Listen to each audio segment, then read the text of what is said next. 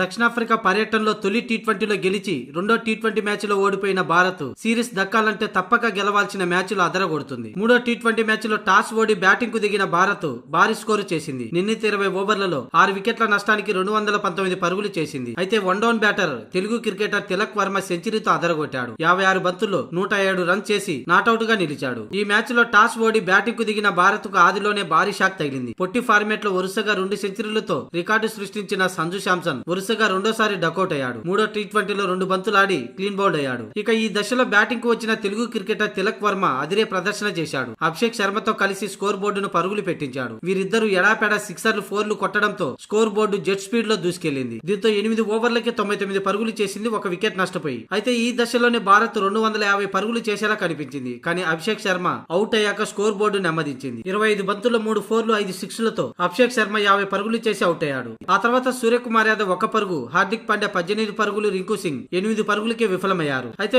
మిగతా బ్యాటర్లంతా పెవిలియన్ చేరుతున్నా తిలక్ వర్మ మాత్రం ధాటిగా బ్యాటింగ్ చేశాడు. 51 బంతుల్లోనే సెంచరీ మార్కును చేరుకున్నాడు. తన కెరియర్ లో తొలి అంతర్జాతీయ సెంచరీని నమోదు చేశాడు. ఈ మ్యాచ్ లో అతడు మొత్తంగా 56 బంతులు ఎదుర్కొని 107 పరుగులు చేశాడు. ఇక చివరిలో రమణదీప్ సింగ్ 6 బంతుల్లోనే 1 4 1 6 తో 15 పరుగుల సూపర్ ఇన్నింగ్స్ ఆడాడు. అయితే చివరి ఓవర్ 5వ బంతికి రన్అట్ అయ్యాడు. మొత్తంగా భారత్ 6 వికెట్లు కోల్పోయి 219 పరుగులు చేసింది.